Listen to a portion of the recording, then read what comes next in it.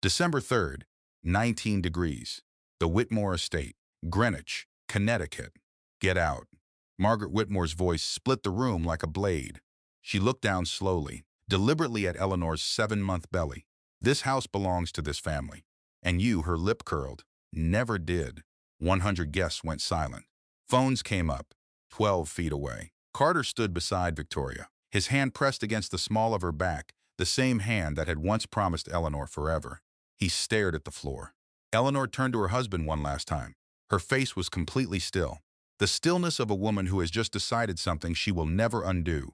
Then she walked out into the December snow, pregnant, alone, her coat thrown into the dark behind her. Not one single person in that warm, golden room knew is that Eleanor Hart had already signed the deed to this house 3 weeks ago. They had just evicted the woman who owned them. Stay with me, because what this quiet woman built in the dark will change the way you see silence forever. Pay attention to the woman standing at the bottom of those front steps, not the crowd gathered behind the tall windows, not the chandelier burning gold 3 floors above their heads, not the crystal glasses catching the light, and not the laughter rolling from room to room like something alive inside the house. Look at her. She is standing at the bottom of the stone steps of Ashford Hall, the Whitmore family estate in Greenwich, Connecticut. It is the 3rd of December. The temperature is 19 degrees Fahrenheit. A light snow has been falling since 8 o'clock that evening, and the ground is white and still, and the flakes are landing soft and silent on her hair and her shoulders and the front of her gray maternity dress. She is 7 months pregnant. Her coat was thrown out 30 seconds after she was. It landed in a snowbank 6 feet to her left, half open, one sleeve twisted underneath it. She bends down slowly, the way a woman bends when she is protecting something. She picks up the coat. She shakes the snow from the collar. She puts it on, one arm at a time, carefully, because she is 7 months pregnant and careful is the only thing she can afford to be right now. She does not run. She does not cry. She does not pound on the great front door or call out to the man inside who used to hold her hand at midnight and promise her she was home. She turns, just once, and looks back through those tall windows at the people celebrating in the golden light. She can see them clearly from where she stands. The crystal, the pressed suits, the family pearls. The woman in the red dress laughing at something the man by the fireplace just said. Her husband is the man by the fireplace. He does not look up. She turns back toward the long driveway. She picks up the small overnight bag that was set outside the door before she was. And then she walks, one foot, then the other, down the center of that white stone path, through the December dark, toward the iron gate at the end of the property. Her name is Eleanor Hart. She is 33 years old. She has gray eyes and dark hair and hands that know how to build things, which she inherited from her father. And the people celebrating in that warm and golden house have just made the most expensive mistake of their considerable lives. I want to start there. I want to start with that image, because I think it is important that you hold it in your mind before we go back to the beginning. A woman in a maternity coat, walking alone through the snow, away from a house she was thrown out of by people who had spent 5 years making her feel like she did not belong. Because this story is not about what she lost that night. It is about what she already owned. And it is about the difference between a house and a home, which is a difference most people do not learn until something is taken from them. But to understand Eleanor Hart, you have to go back further than tonight. You have to go back to a small house in Woodbridge, Connecticut, with 2 bedrooms and a leaking roof and a man in the kitchen smelling of cedar and sawdust who was the best carpenter in New Haven County. You have to go back to her father. His name was Thomas Hart. And everything she became, she learned from him. Thomas Hart spent his life building things for other people. He built the dining rooms where old money families hosted their Thanksgiving dinners. He built the staircases where daughters in white dresses posed for photographs before prom. He built the bookshelves that held the legacies of families who had forgotten more money than Thomas Hart would ever see in his lifetime. Then he drove 40 minutes home to Woodbridge and 2 rented rooms and a furnace that quit every January without fail. Eleanor grew up watching her father do this. She watched the men with expensive cars shake his hand in the driveway of a finished project and forget his last name in the same motion. She watched him kneel in the sawdust at the end of a 12-hour day and still hum to himself while he cleaned his tools. She watched him come home and make dinner and ask about her homework, and never, not once in all the years she was watching, did she hear him complain about any of it. She asked him about it once. She was maybe 8 years old, sitting on his workbench in the garage, watching him organize his chisels by size. She said, "Daddy, why do we build the nice houses and live in the little one?" Thomas Hart set down his chisel. He reached into his work apron. He had been carving something for weeks. working on it in the evenings when he thought she was asleep, and now he held it out to her. It was a miniature house, small enough to fit in the palm of a child's hand. Every window placed with care, a front door that actually opened on a tiny hinge, a porch wide enough for two small chairs that he had carved separately and fitted into place. He pressed it into her hand and closed her fingers around it. He said, "Baby girl, listen to me carefully. A home is not about square footage. It is not about the zip code or the price tag or what the neighbors think when they drive past. A home is a place where nobody in this world, can ever walk in and make you feel like you do not belong there. You understand me? One day, you are going to have a home like that. One that is yours all the way down to the foundation, and nobody will ever have the power to put you out."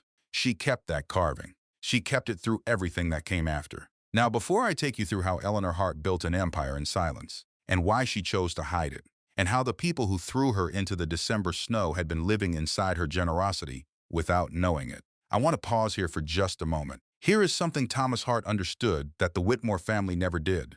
The people who build things are almost never the people who receive credit for them. The craftsmen, the quiet workers, the ones who show up before dawn and leave after dark and pour something real of themselves into the walls and floors and staircases of the beautiful places where other people live their beautiful lives. They are invisible by design. They are thanked and forgotten in the same motion. And invisibility, as Eleanor Hart was about to prove, is not the same thing as powerlessness. Not even close. Remember that. We are going to come back to it. Thomas Hart died on a Tuesday in October when Eleanor was 22 years old. He was on a job site in Fairfield County, finishing a renovation on an estate that had been in some family's portfolio for 3 generations. He was at the top of a ladder doing the kind of detail work that only he could do correctly. And his heart simply stopped. They called Eleanor at 2 in the afternoon. She drove to the hospital and sat in a plastic chair for an hour before a doctor came and confirmed what she already knew from the way the nurse had looked at her when she walked in. He left her his tools, a full chisel set that he had maintained for 30 years, 3 hand planes, 2 saws with handles worn smooth from use, and in a coffee tin on the workbench in the garage, wrapped in a piece of old flannel, the carved wooden house he had pressed into her palm 14 years before. No life insurance worth speaking of, no savings. A small check from the workers' compensation claim that his employer processed 6 weeks after he was buried, in a way that felt more like a formality than a responsibility. The family whose estate he had been finishing did not come to the funeral. Eleanor stood in that garage for a long time after the service. She stood among his tools and she thought about everything he had built and everyone who had already forgotten his name. She thought about the promise he had made her in this same garage 14 years ago. And she thought about what it means to keep a promise for someone who is no longer there to see you keep it. Since she picked up his tools and went to work, most people, when they describe what Eleanor Hart did over the next decade, use the word empire. They talk about portfolio size and acquisition strategy and market position. They use the language of business schools and financial press releases. But that is not how Eleanor thought of it.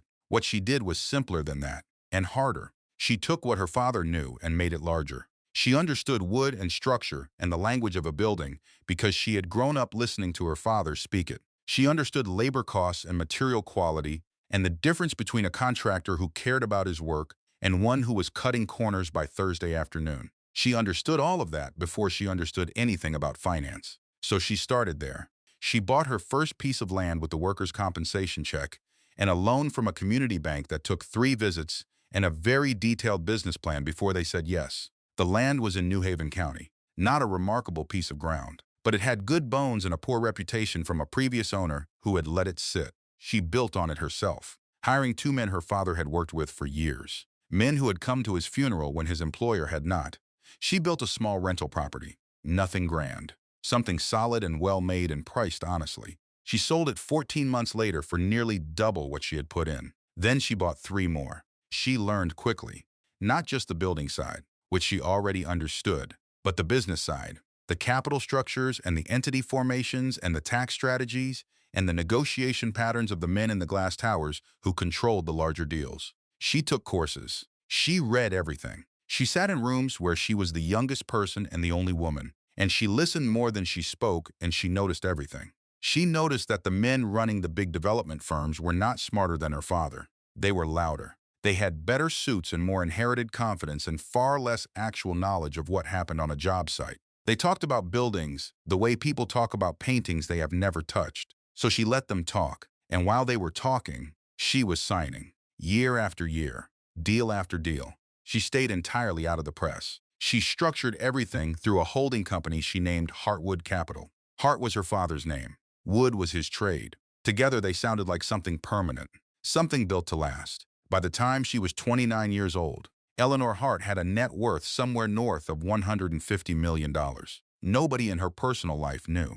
Not her college friends. Not the neighbors she had grown up with in Woodbridge. Not the men she had dated over the years. None of whom had lasted long enough to ask the right questions. Partly because most of them had not thought to ask, and partly because she had not offered. She wanted, more than almost anything she had ever wanted, to be known by someone who chose her first and discovered everything else later. She had watched money warp relationships and distort perceptions her whole life. She did not want that for herself, so she stayed small in her personal life. She lived in a modest apartment in New Haven. She drove a practical car. She wore plain clothes. She was, to look at her, an unremarkable woman in her late 20s who worked in property management and seemed to spend a great deal of time on the phone, every night. She put the wooden house on her nightstand, not as decoration. As a reminder, the empire was never the point. It was only the tool. The point was the thing her father had promised her in a garage in Woodbridge when she was 8 years old.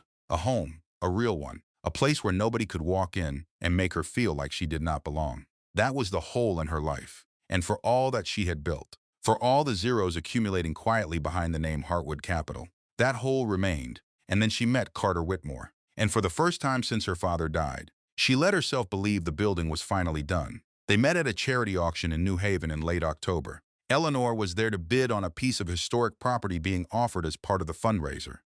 A quiet 19th century building in the Worcester Square neighborhood that she had been tracking for months. Carter was there representing his family name, which was, at that point, still worth representing in certain rooms. He was tall and easy in the way that men from certain kinds of families are easy, as if the world had been arranged specifically for their comfort. He had his grandfather's jaw and a laugh that filled the space around it, and a way of paying attention to whoever he was talking to that made you feel, for the duration of that conversation, like the most interesting person in the room. He sat down next to Eleanor at her table, which was not his assigned table, and he introduced himself with the confidence of a man who has never been told he was in the wrong place. He said, "I am Carter. What are you bidding on tonight?" She said, "Real estate." He laughed and said, "Me too," and winked as if it were a joke they shared. She did not correct the impression. She let him believe she was a project manager at a small property firm. It was close enough to true and far enough from the whole truth that it felt, in that first conversation, like a manageable distance. He called her 3 days later. He had found her number through the auction's attendee list, which she would have found alarming from most men and found, from Carter, only slightly less alarming than charming. He asked her to dinner. She said yes. She told herself she was curious. They dated for a year and a half.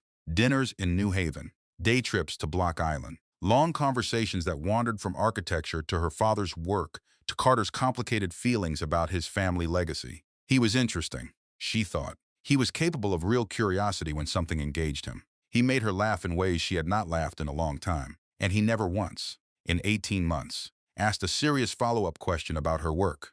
Not because he was hiding anything, simply because it had not occurred to him to look more closely at a woman he had already categorized, however fondly, as someone modest and practical and grounded, which in his world was a kind description, and also a limiting one, Eleanor noticed. She told herself it did not matter. She was 30 years old and she was lonely in the specific way that building things in the dark makes you lonely. And Carter was warm and present, and he seemed to see her, even if he had not yet looked for the parts she kept hidden. She thought that given time, he would look. They married in the spring. Small ceremony. Ellie wore her mother's pearl earrings. Carter wore a suit that had belonged to his grandfather, altered to fit, which gave him, at the front of that small chapel, the look of a man stepping into a role that had been waiting for him. The Whitmore family attended with the posture of people doing something generous. Margaret Whitmore, Carter's mother, shook Eleanor's hand at the rehearsal dinner with a grip that communicated everything the woman would spend the next 5 years expressing more elaborately.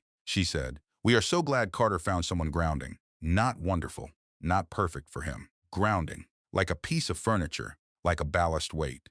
Eleanor smiled and said, "Thank you." She was practiced at receiving things graciously that were not meant graciously.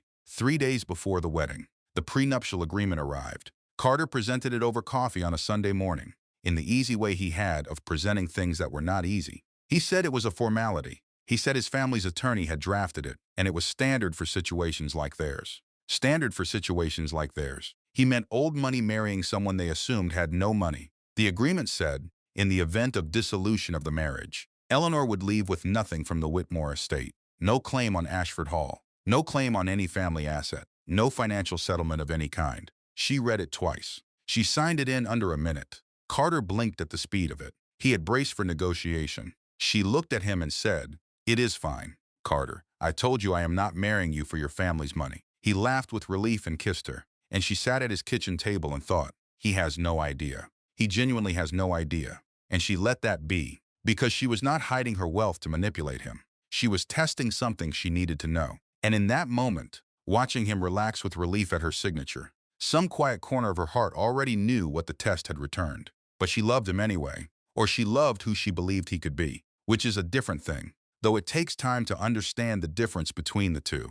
They moved into Ashford Hall that summer, the Whitmore family estate in Greenwich, a 4-story federal-style colonial built in 1887. Sat on 3 acres behind iron gates and had 11 bedrooms and a formal dining room with a table that seated 20 and a library that smelled like old leather and ambition. Eleanor walked through every room on the first afternoon and ran her hand along the baseboards and the banister and the window casings. And she thought about the men who had built this house 130 years ago. She thought about their hands on these surfaces, the care they had taken, the skill required. She put the wooden house on the nightstand in the bedroom that was now hers and told herself she was home. She was wrong, but it would take 5 years to be sure. The Whitmore family was not what it appeared. This was not a sudden discovery.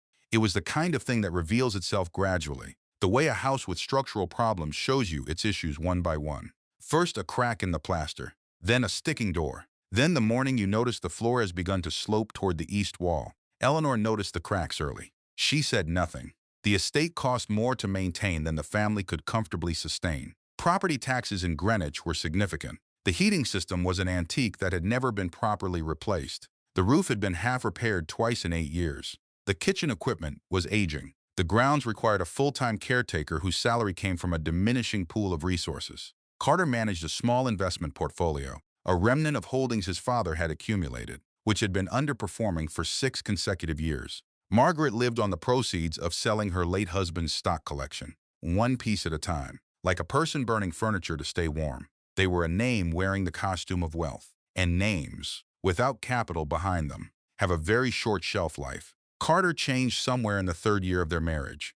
The ease that had attracted Eleanor disappeared and was replaced by something tighter and more brittle. He became sharp in conversations about money and vague when she asked direct questions. He raged at small things and went cold at large ones. Eleanor recognized what she was watching. She had seen the way shame operates in people who were raised to believe their worth was tied to their bank account. Carter had been told since childhood that he was a Whitmore, and Whitmores had a certain kind of life. And now the life was cracking, and the name was not holding it together. She tried to steady him. She was calm when he panicked. She was consistent when he was erratic. She managed what she could manage without drawing attention to the fact that she was managing it. That calmness, she would later understand, was the thing that undid her in his eyes. Because Carter, drowning in his own shame, could not understand a woman who was not afraid of being broke. She should have been panicking alongside him. The fact that she was not, the fact that she seemed somehow untouched by the anxiety consuming him, began to look like indifference. And then it began to look like something else entirely. He started asking himself what she knew that he did not. He started watching her more carefully. She took calls in the study with the door closed. She disappeared for a day occasionally, returning with vague explanations. She whispered on the phone sometimes, going quiet when he entered the room. To a man looking for a reason, it looked like exactly one thing. He did not ask her. He did not walk into the study and say, "Ellie, I do not understand what I am seeing, and I need you to tell me the truth." He did not do that because asking would have required him to be vulnerable, and being vulnerable would have required him to admit how small and afraid he felt. That was not something Carter Whitmore had been taught to do. So instead he chose an explanation that made him the victim, and once he had decided, he looked for evidence to support the version he had already chosen. Then Victoria Chase arrived to sell the house. Margaret had made the decision herself, quietly. And then suddenly, the way decisions that have been avoided for too long tend to get made. The estate would go to market. It was the only option left that preserved any dignity. If they sold quickly and at the right price, they could clear every debt and start fresh somewhere smaller with their heads still above water. Victoria Chase was the top residential broker in Fairfield County. She drove a car that cost more than most people's annual salary and wore her ambition the way some women wear perfume. Present from the moment she entered a room. She arrived at Ashford Hall on a Thursday morning with a leather portfolio and a smile that had been engineered over years of very deliberate use. She assessed the property. She assessed the family dynamics. And within 10 days, she had identified the most valuable opportunity in the room. It was not the real estate. It was Carter Whitmore, not Carter himself. Precisely. Carter is a mechanism, a distracted, ashamed, frightened man who needed someone to tell him a story about himself that he could live inside. She told him he was too good for his circumstances. She told him his wife was an anchor, not a partner. She said, in a voice like warm honey, that a man of his name and pedigree needed someone who could help him reclaim what his family had lost. Someone who moved in the right circles. Someone who understood what it meant to be a Whitmore. She whispered it in the kitchen of the house she was supposed to be selling. Carter listened. And Carter, who had been looking for something to blame his failures on, decided the anchor was Eleanor. What Carter did not know, what nobody in that house knew, was that the calls behind closed doors were board meetings. The overnight trips were acquisitions. The whispered phone conversations were with attorneys handling transactions that would have made Carter's empty portfolio look like a child's savings jar. Eleanor was managing a significant fortune from the shadows. She was coming home from signing documents that moved more money than Ashford Hall would ever sell for, and making dinner for a man who had decided she was having an affair because she seemed too calm. She was hiding her whole life to be loved by people who were already planning to throw her away. Then one evening in November, she came home from a board call and found Carter's phone on the kitchen counter, unlocked while he was in the shower. She was reaching for it to reorder their usual Thursday delivery, their standing habit from year one of the marriage. What she found instead changed the shape of everything. She stood in the kitchen doorway in her coat, still holding her keys, and she read the text thread slowly from the beginning. 6 weeks, Carter and Victoria. She read the parts that confirmed what she had half suspected, and she felt the particular grief of being right about something you had desperately hoped to be wrong about. And then she kept reading. She found the message that stopped her breathing. Carter had written it 3 days after she told him about the pregnancy. He had written it to Victoria. It said, "She is not stable. I have seen it for months. The mood swings, the secrecy, disappearing for days at a time. Alderman says if I document it properly, we can make a case that she is not competent to contest the divorce. A few more weeks and we will have what we need. Not competent to contest the divorce." He was not just leaving her. He was planning to have her declared mentally unfit, so she could not fight back, so she could not tell anyone what she knew.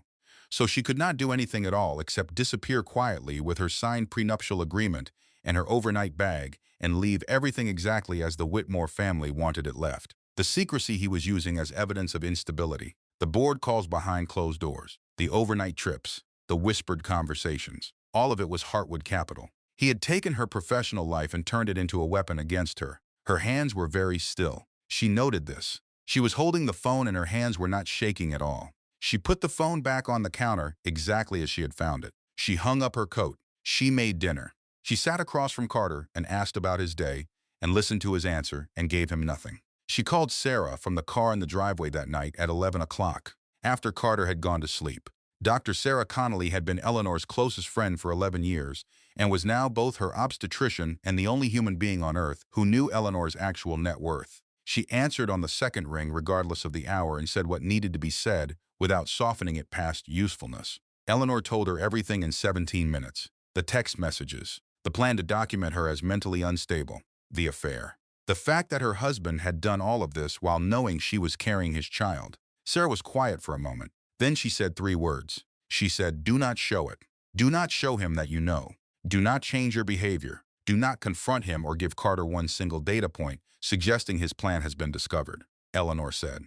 "What do we do instead?" Sarah said. "We called James Porter in the morning, and then we let Heartwood Capital do what it was built to do." James Porter had been Eleanor's chief financial officer for 6 years, a methodical man who had spent the first half of his career at a law firm in Boston, and the second half helping Eleanor build something that had significantly exceeded anything he had worked on there. He was not given to alarm, which was part of why she trusted him. They called him the following morning. He listened without interrupting. When Eleanor finished, there was a brief silence. Then James said, "Understood. Give me 72 hours. Over the next 11 days, Eleanor did something that required more discipline than any business deal she had ever closed. She went home every evening and cooked dinner and asked Carter about his day and listened to his answers and gave him nothing. No tears, no confrontation, no warmth that might make him hesitant, and no coldness that might tip him off. She was simply Eleanor. Quiet, steady Eleanor. The Eleanor he had decided to throw away. She went to her prenatal appointments with Sarah.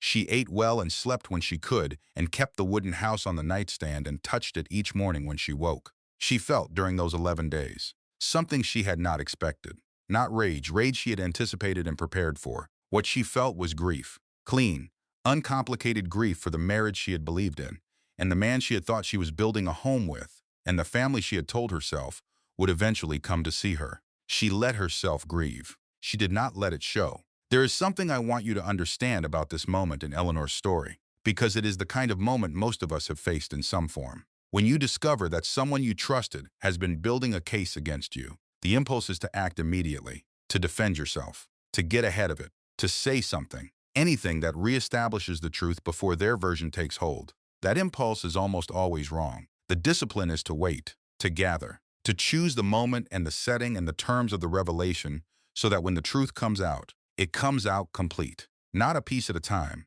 which lets the other side respond to each piece as it appears. All of it, at once, on ground you have chosen. Eleanor waited. Then the party invitation arrived. Margaret Whitmore had sent it by printed card, which was very Margaret. A celebration of the successful sale of Ashford Hall. The buyer undisclosed, the price unspecified. What was specified was the date, the time, the dress code, and the fact that this was, in Margaret's careful language, the beginning of the next Whitmore chapter. Carter told Eleanor about it over breakfast, casually, as if it were a pleasant surprise. He did not tell her that Richard Alderman had been instructed to bring divorce papers to the party and serve her that evening in front of witnesses. He did not tell her that the strategy was to catch her in a public setting where making a scene would confirm the instability narrative. He poured her coffee and said the party would be nice, and he hoped she was feeling all right. She said she was feeling fine. She thanked him for the coffee. Then she went upstairs and called James. What James told her that morning remade the shape of everything. The buyer of Ashford Hall was Heartwood Capital. She had known about the listing since September. She had reviewed the property through a third-party evaluator and made the decision to acquire it. The sale had closed quietly. Margaret Whitmore had accepted the offer within 48 hours. The company's name had been presented as it always was. Heartwood Capital, principals undisclosed, terms straightforward. The family had no idea who had bought the house they were throwing a party in. But then James told her what he had discovered in the last 72 hours. The part Eleanor had not seen coming. Victoria Chase had been running a secondary operation alongside the legitimate sale. She had been inflating her commission through a shell company she controlled. She had been billing the estate for services not rendered. The total extracted over 6 months was significant. And she had done all of this while presenting herself to the Whitmore family as their advocate and salvation. But that was not the part that made Eleanor go cold. The part that made her go cold was this. Victoria Chase had filed a complaint with the Connecticut Real Estate Commission 3 weeks earlier, alleging that the buyer of Ashford Hall had submitted a bid under fraudulent pretenses.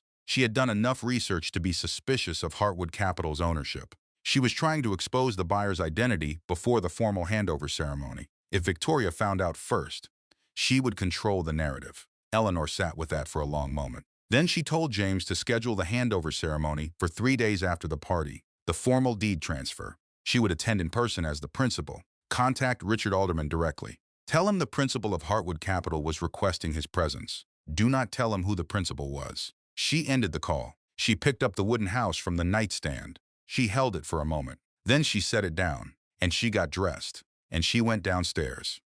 And she had 3 days. The night of the party was cold and clear, the kind of December evening in Greenwich where the sky is very black, and the stars are very bright, and the light from the tall windows of a house like Ashford Hall pours across the snow like something warm being offered. Eleanor wore a gray maternity dress. Nothing remarkable. She had the wooden house in the pocket of her coat. She moved through the rooms the way she had always moved through Whitmore events. Quietly, observing, saying the right amount and nothing more. 100 guests, crystal everywhere. A catering company that Margaret had hired for twice what the occasion required, because appearances were the last currency the Whitmore name had left. The family attorney, Richard Alderman, was there in the corner of the drawing room. He met Eleanor's eyes once across the room and looked away. She knew then that he knew, and that knowing was eating at him. She found a position near the tall east windows and stood with a glass of sparkling water she was not drinking, and she watched. She watched Carter.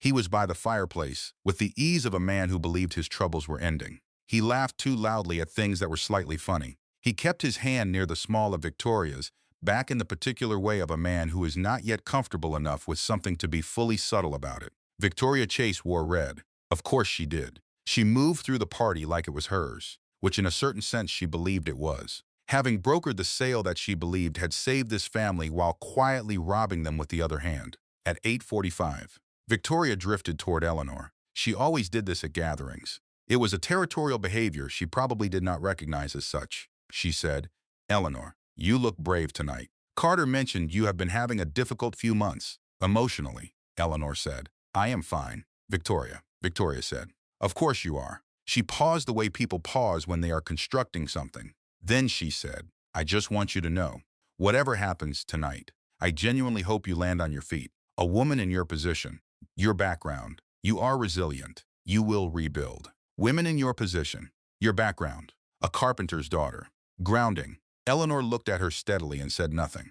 Victoria smiled and moved away. At 9:47, Richard Alderman appeared at Eleanor's elbow with a manila envelope. He said, "Eleanor, I am sorry to do this here. Carter asked me to," she said. "I know what is in it." "Richard," he stopped. She said, "I have known for 11 days. He stood there with the envelope in his hand and said nothing, because there was nothing to say. She took the envelope from him. She looked at it. She set it on the windowsill beside her untouched glass. Then Margaret Whitmore crossed the room. Margaret did not lower her voice. This was not an oversight. Margaret Whitmore used her volume the way certain people use a blade, as an instrument of precise social injury. She said, "You have been served. This is a Whitmore celebration, and you are no longer, by Carter's own determination, a Whitmore. I am asking you to leave." Now, with whatever dignity the situation still allows, the nearest guest turned. "Someone raised a phone," Margaret said. "The staff has your things at the front door. Your condition is clearly making this more difficult than it needs to be.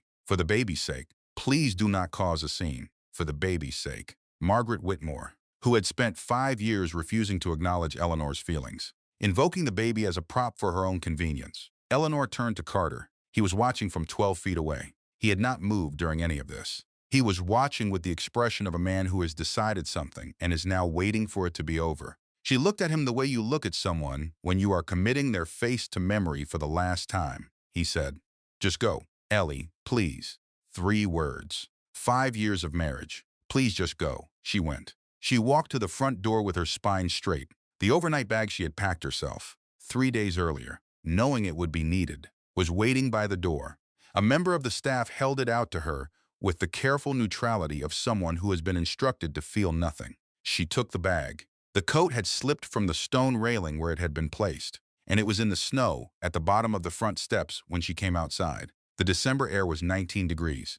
She walked down the steps. She bent carefully, her hand on the railing, and she picked up the coat and shook the snow from it and put it on. Her hands were still not shaking. She walked down the long center of the driveway. The gravel was white. Her breath made small clouds in the cold air. Behind her, through the tall windows, the party was still lit and golden, and the sound of it followed her a little way before the cold absorbed it. She had reached the iron gate at the end of the drive when it happened. A cramp, sharp and wrong in a way that was completely different from the practice contractions she had been having since week 28. She stopped walking. She stood very still, one hand on the iron gate, and she breathed slowly. Then she reached into her coat pocket for her phone and called Sarah. Sarah was there in 22 minutes. She pulled up to the iron gate, and Eleanor got into the passenger seat, and Sarah took one look at her and said, "How far apart?" Eleanor said. "2 just now. Maybe 7 minutes," Sarah said.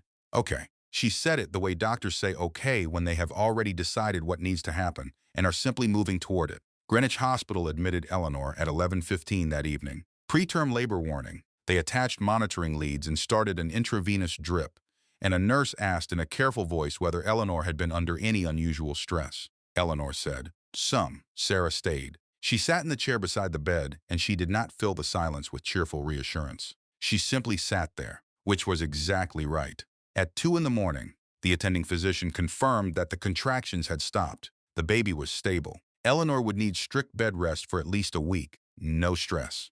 No confrontation. No significant physical exertion. no confrontation. Eleanor stared at the ceiling of that hospital room. She was holding the wooden house in her left hand. She had not let go of it since the driveway. She said to Sarah, quietly, "My father built things his whole life for people who forgot his name. I built things my whole life and hid them. I thought if I stayed small enough, they would finally make room for me. They threw me into the snow while I was carrying their grandchild." Sarah. In December. Sarah did not have an answer for that. There is not one. She held Eleanor's hand instead. "I want to stop here for a moment, because I think what Eleanor was feeling in that hospital bed is something that more people understand than are willing to admit. The particular grief of having given everything to people who were never going to see you, not because you were not visible, but because they had decided, before they knew you well enough to decide anything, that you were not the kind of person worth really seeing, and you had spent years trying to prove otherwise, adjusting, accommodating, making yourself smaller and quieter and less threatening. And all of that effort had bought you exactly nothing.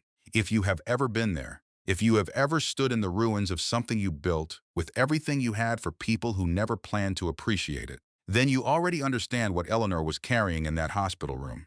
You already know that the grief is not for what you lost. The grief is for the time you spent hoping. The contractions did not return. At 6 in the morning, as light was starting to come through the window, Eleanor's phone rang. It was James Porter. His voice was careful in the way it became when he was about to deliver something he wished he did not have to deliver. He said, "Victoria Chase moved last night." Eleanor closed her eyes. Victoria had gone to the Connecticut Real Estate Commission, not with the complaint she had been preparing. With a press release, she had named Heartwood Capital publicly. She had described it as a shell entity with undisclosed ownership seeking to manipulate the high-end residential market. She had tied it, with specific dates and figures, to the timeline of the Whitmore sale. She had implied fraud. She had done this at 2 in the morning, while Eleanor lay in a hospital bed with monitoring leads on her abdomen. The story was already on 3 Connecticut news websites. A journalist in Hartford was preparing a piece for the noon edition. 2 catastrophes, back to back, in the space of 7 hours. Eleanor was 7 months pregnant, in a hospital bed, served with divorce papers the previous evening, her unborn child having just been stabilized after a preterm labor scare. And the most powerful thing she had spent 11 years building was under public attack. She asked James to hold for a moment. She looked at the wooden house in her hand. Her father had carved it in the evenings in their garage, working by lamplight after she was supposedly asleep, every window placed just so. A front door with a tiny hinge that actually worked. She thought about what he had said. A home is a place where nobody can make you feel like you do not belong. She thought about what that actually requires. It requires that you stop waiting for the right people to give you that feeling. It requires that you build it yourself, on ground that is yours, and put the right people in it, and close the door on the ones who were never going to see you anyway. She put the phone back to her ear. She said, "James, listen carefully," and she told him exactly what she needed him to do. "Here is what I want you to understand about the moment Eleanor made that phone call. When everything comes at you at once, when the attacks double and the ground disappears and the only thing between you and collapse is whatever is at your center, that is when you find out what your center actually is." Eleanor Hart's center was a promise made in a garage in Woodbridge by a man who knelt in sawdust and hummed to himself, and never once complained about the gap between what he built and what he had. That is a harder foundation than money, and it does not shake the same way. She was discharged from the hospital the following afternoon with strict instructions and a monitoring application on her phone. Sarah drove her to her own house in Cos Cob. Eleanor was not going back to Ashford Hall. She would never go back to Ashford Hall, except once, and that once was 3 days away, and it would be entirely on her own terms. James had the counter-strategy ready. Heartwood Capital's legal team issued a brief, factual statement through official channels. They documented every bid, every wire transfer, every regulatory filing. Victoria's accusations had no legal merit. They would not survive contact with actual scrutiny. For 36 hours, this worked. The Hartford story was pulled pending fact verification. The Connecticut news sites updated their coverage with more cautious language. The social media discussion slowed. Eleanor sat in Sarah's guest room and let herself breathe. She ate the food Sarah brought her. She slept more than she had slept in weeks. She sat in the afternoon light with her hand on her belly and talked to the baby in the quiet way she had been doing since month 4, telling it about Thomas Hart and what he had built and what he had left her and what she intended to pass on. She felt for about 2 days that the worst was behind her. Then Margaret Whitmore held a press conference, not a statement through aldermen, not a response filtered through lawyers. Margaret herself, on the front steps of Ashford Hall. which she no longer legally owned but had apparently decided to use as a backdrop anyway. Carter stood beside her. Margaret had clearly rehearsed. Every sentence landed with the precision of someone who had practiced until the indignation sounded natural. She said, "My family is devastated. We sold our home in good faith to what we believed was a legitimate buyer. We have since learned that the entity that purchased Ashford Hall has direct ties to someone who has a personal and hostile relationship with this family. We believe we were targeted. We believe the woman behind Heartwood Capital used our family's financial distress to execute a personal vendetta.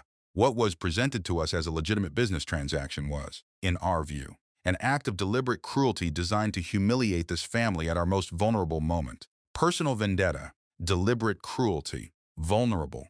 Margaret Whitmore, who had thrown a 7-month pregnant woman into December snow in front of 100 witnesses, was now the victim, and it was gaining traction. Eleanor watched the clip from Sarah's living room. She watched the comments accumulate. Billionaire uses anonymous company to stalk ex-family. Greenwich estate sale. Revenge buy or real estate fraud. The framing was shifting. Victoria's original accusation, which had no legal merit, had given Margaret the language she needed. And Margaret, who had spent decades cultivating exactly this kind of social authority, knew precisely how to use it. Eleanor set down her phone. Sarah was watching from the doorway. Eleanor said, "It is time." Sarah said, "You are supposed to be on bed rest." Eleanor said, "I know." She thought for a moment. She said, "My father used to say that on the days his back was hurting and he could not be on a job site, he would sit at the workbench and sharpen his tools. He said a sharp tool is not wasted time. It is preparation." She picked up her phone and called James. She said, "The handover ceremony is in 3 days. I need you to confirm Alderman's attendance directly. Tell him the principal of Heartwood Capital will attend in person and has specifically requested that Richard Alderman be present as the Whitmore family's legal representative." James said, "Should I indicate who the principal is?" Eleanor said, "No. Let them believe they are meeting someone they have never encountered." She paused. "And James," she said, "have the folder ready. Victoria's commission records, all of it, tabbed and bound. I want it on the table." She ended the call. She looked at the wooden house on the nightstand of Sarah's guest room, because that was where she had put it. Because that was always where she put it. She thought about what her father had said, about a home being a place where nobody could make you feel like you did not belong. She understood, sitting in that guest room with her hand on her belly, that she had been looking for that home in the wrong direction for a long time. She had been trying to earn her way into a family that had already decided she was not welcome. She had been making herself smaller and quieter and less visible, in the hope that if she took up less space, they might finally make room for her in their hearts. And all of that shrinking had earned her a night in the snow and a press conference in which she was called vindictive by the woman who had thrown her there. She was done shrinking. She was Thomas Hart's daughter, and Thomas Hart's daughter builds. The deed transfer ceremony was scheduled for 10 in the morning on a Tuesday, 3 days after the party. By law in Connecticut, a formal property transfer of significant residential real estate requires a deed ceremony at which all parties are represented. The seller's legal counsel attends. The buyer's representative attends. Documents are signed. Keys are exchanged. There is a formality to it designed to protect everyone involved. The Whitmore family had turned it into a performance. They had invited press. They had invited friends. They had arranged flowers in the Great Hall and had coffee service set up on the sideboard, as if losing the estate that had been in the family for 130 years was a thing worth hosting beautifully. Margaret's logic was impeccable in its way. If you must be seen doing something painful, you must be seen doing it with your chin up. She wore the pearls. Carter stood near the fireplace in a suit that was slightly too large for him now, as if he had lost weight he had not meant to lose. He had the look of a man who has decided something is finished and is waiting to confirm that the finishing worked out as planned. Victoria Chase was there, in another carefully considered outfit, already working the room, positioning herself in the sight lines of the people whose opinions mattered to her next project. Richard Alderman sat at the long mahogany dining table with a stack of documents in front of him and an expression Eleanor, when she saw it, recognized immediately. The expression of a man who knows something the room does not know yet and is calculating how many seconds remain before the knowing becomes unavoidable. They had set one empty chair at the table for the buyer's representative. The doors at the end of the formal dining room opened at 10:03. Eleanor Hart walked in. She wore a charcoal wool maternity coat, tailored. The kind of garment that costs a significant amount of money in the way that real money is quiet about cost. Her hair was down, no jewelry. In her left hand, held gently against her side, a small carved wooden house. She walked slowly, not slowly because she was uncertain. Slowly because she had decided this room would wait for her pace, not the other way around. She walked to the center of the room and stopped. The room had gone completely still from the moment she entered, not the polite stillness of a ceremony beginning. The specific stillness of people who are trying to reconcile what they are seeing with what they expected to see. Margaret recovered first. She said, "She is not welcome here." She said, "Richard, she was not invited to this proceeding. Someone remove her." She lifted her hand toward the staff member nearest the door. Alderman rose from his chair. He rose slowly, the way a man rises when he is aware that what he is about to say will change the nature of a room permanently. He said, "Margaret," he said, "please sit down." Margaret said, "I will not sit down in my own." Alderman said, "It is not your house." Margaret, "It has not been your house since the closing date. It belongs to the buyer." He turned and looked at Eleanor. Then he said the words. He said, "The buyer is Eleanor Hart. Your daughter-in-law is the principal of Hartwood Capital. She purchased this estate. She has owned it in full since the transaction closed 3 weeks ago."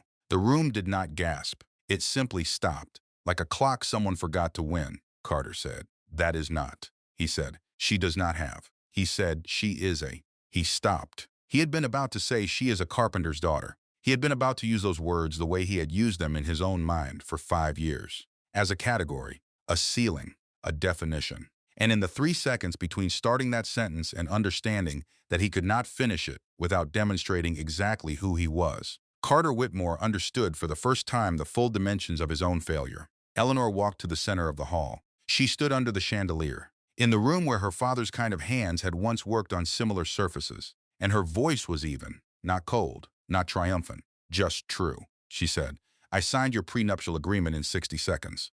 Carter, you were surprised. You expected me to argue." She looked at him directly. She said, "I signed it because I never wanted anything of yours. Not one single dollar. I came into this family with more than this family has ever held. And I hid it because I needed just once in my entire life to be chosen by someone who did not know what I had. I needed to know that what you felt for me was real, that you saw me for who I was." She turned to face Margaret. She said, "You threw me off this property while I was 7 months pregnant with your grandchild. In December, in the snow. You called me vindictive in a press conference yesterday. You said I targeted your family out of cruelty." She lifted the wooden house. She said, "My father was a carpenter. He built homes for families like yours his entire life. He drove back every night to a 2-bedroom rental in Woodbridge. He died on a job site finishing another man's renovation. The family he was working for did not come to his funeral." Her voice held steady. She said, "I built everything I have from his toolbox and a promise he made me when I was 8 years old. And I would have given you this house.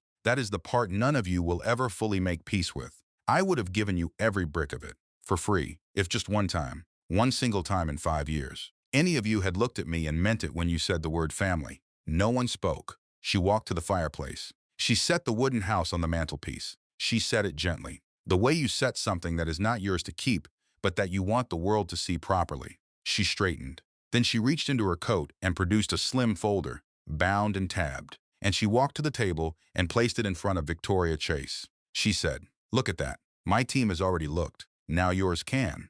Victoria opened the folder. The smile left her face the way a picture leaves a wall.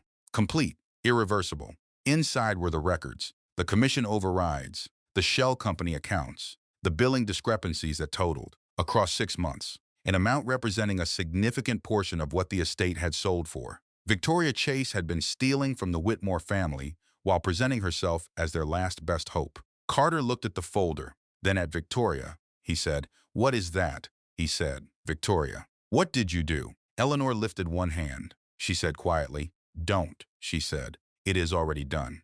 She looked around the room at all of them. The mother who had thrown her into the snow, the husband who had not moved while she was thrown, the woman who had been running 3 schemes simultaneously and calling it business. She said, "You sold your home for a fortune and you were so proud of yourselves. You thought money had saved you." Her voice broke. "Just once. Just barely," she said. "I would have given it to you for nothing." Then she reached up and removed her wedding ring. She set it beside the wooden house on the mantelpiece. Not slammed down, placed. Quietly, like setting down something that had been heavy for a long time. She turned to the door. Carter found her in the hallway before she reached the front steps. He looked older, smaller. The ease was entirely gone. And without it, there was not as much left as either of them had probably hoped. He said, "Ellie," he said, "I did not know.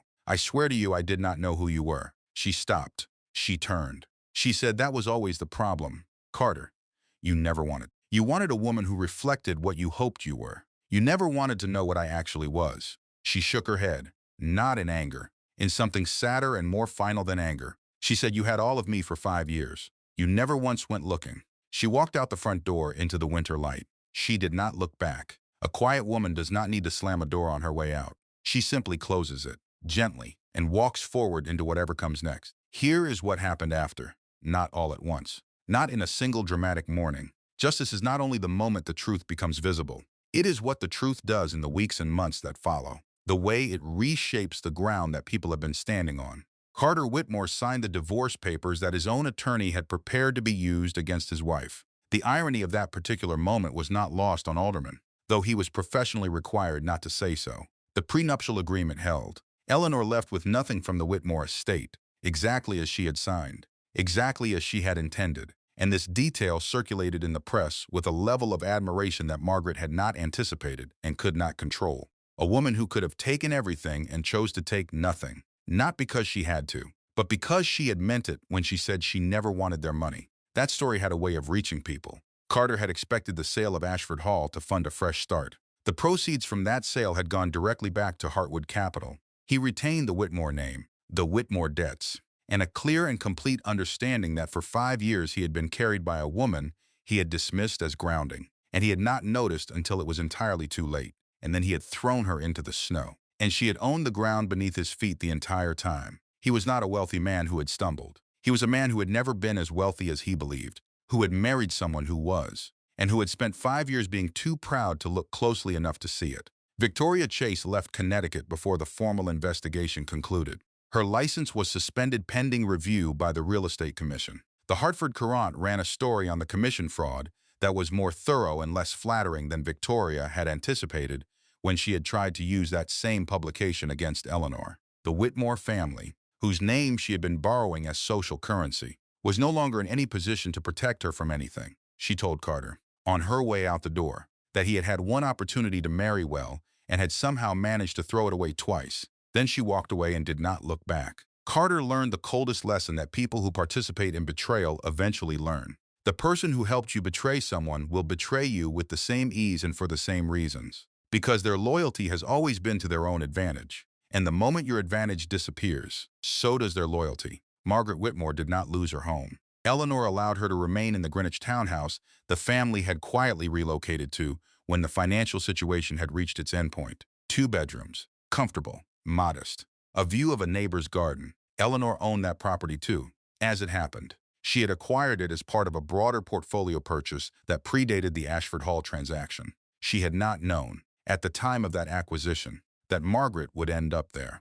She let the old woman keep it, not as punishment, as mercy, a quiet, specific mercy that Margaret would spend considerable time trying to understand, because Margaret was not accustomed to receiving mercy from people she had wronged, and did not have a very good framework for what it asked of her in return. The 2-bedroom townhouse was not Ashford Hall, but it was a roof that stayed warm and walls that held.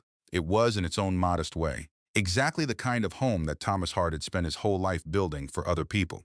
Margaret had spent her whole life in the kind of house Thomas Hart built. She had never once thought about the man who built it. She thought about it now. The society Margaret had spent decades cultivating did not rally around her. They watched the story unfold in the press and on their phones with the interest of people who attend both the coronation and the dethroning with equal enthusiasm. The invitations slowed. The pearls stayed in their case more often than they came out. It was not quite exile. It was something quieter and more permanent. The end of the performance. The close of the story Margaret had been telling about herself since before Carter was born. Eleanor did not gloat about any of this. She was not built for gloating. She was built for what came next. She kept Ashford Hall. She was Thomas's daughter, and Thomas's daughter did not tear things down.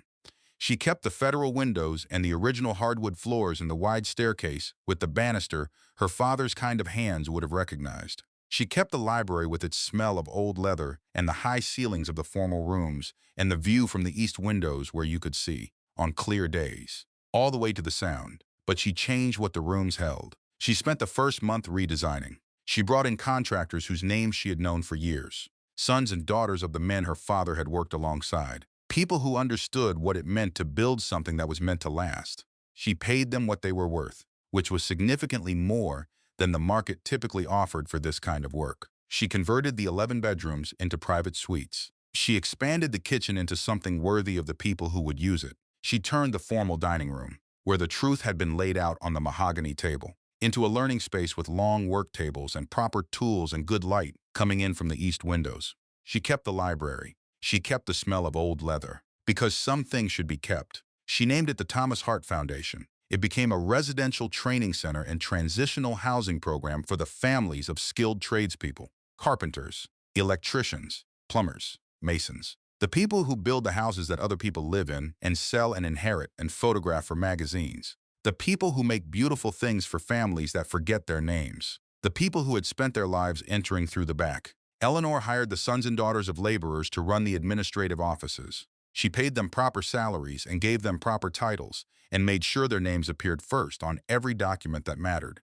She put the names of working families on the donor wall, not the names of the wealthy patrons who wrote checks, but the names of the people whose labor had made those checks possible in the first place. At the entrance to the foundation, in a small glass case mounted at the height a child could look into without standing on anything, she placed the carved wooden house her father had made in the evenings in a Woodbridge garage when she was 8 years old. Every window placed just so. A front door with a tiny hinge. A porch with 2 small chairs. The day of the grand opening, there were children running through every room of Ashford Hall. The sound of them filling the spaces that had held nothing but silence and old money for too long. Sarah's daughter was there, 6 years old, with her mother's serious dark eyes. She stopped in front of the glass case and stood very still for a long moment, looking at the tiny carved house inside it. Then she tugged Eleanor's sleeve. She said, "Miss Ellie, why do you have a little house inside the big house?" Eleanor crouched down beside her so they were at the same level. She looked at the carving for a moment. She said, "My father made it for me when we did not have much of anything. He was the best carpenter in the county, and he made things for other people all his life. This was the only thing he ever made just for me." She touched the glass gently. She said, "He taught me something I never forgot. A home is not the walls. It is not the size or the zip code or the price. A home is a place where nobody can ever walk in and make you feel like you do not belong." She looked at the little girl. She said, "That tiny house taught me that. So it gets the best spot in the whole building." The girl thought about this carefully. She nodded once. With the certainty of a child who has decided something is true and does not intend to revise it. Then she ran off down the hallway, her footsteps echoing in the high-ceilinged rooms that her parents' generation had only ever entered through the back door. Eleanor stood. She put her hand on her belly. The baby moved, slow and certain, the way it had been moving since about month 5, as if it understood it was going somewhere worth going. She thought about her father, about a man who knelt in sawdust at the end of long days and still hummed to himself, about the coffee tin on the workbench and the flannel-wrap carving inside it and what it had meant to find it there after everything, about a promise made in a leaking house when she was 8 years old. She thought about how the promise had not died when he did. It had grown. It had grown the way things grow when someone tends them carefully in the dark for a long time and does not require them to be visible before they are ready. Some nights, when the foundation was quiet and the children had gone home and the staff had locked the administrative wing, Eleanor walked through the rooms alone. She ran her hand along the banister of the wide staircase. She stood in the doorway of the learning space and looked at the long work tables and thought about hands-on surfaces like these. She stopped at the glass case by the entrance. She looked at the small carved house inside it. She said, softly, too softly for anyone to hear, "Thank you, Daddy." And the house, when the winter rain came, answered with that particular sound against the old federal windows, the sound of water finding its way home. "I want to leave you with something before we close tonight."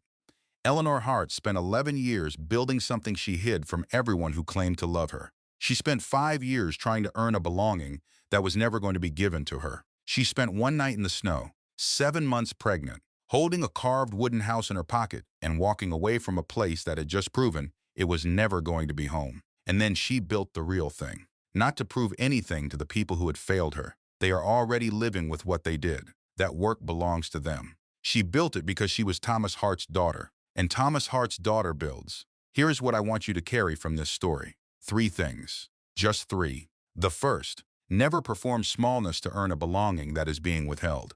Shrinking yourself for people who have already decided to exclude you does not buy you safety. It only makes you easier to overlook. If the only way to belong somewhere is to become less than you are, then the belonging was never real to begin with. The second, when the attacks come fastest and hardest, you are closest to what matters. Victoria Chase did not move at 2 in the morning because she was confident. She moved because she was afraid. Margaret Whitmore did not hold a press conference because she had power. She held it because she felt it slipping. The escalation is always the tell. It tells you that what you have built is real enough to threaten something. The third is the most important. A quiet woman is not a weak woman. She is a woman who has been deciding how loud the truth needs to be.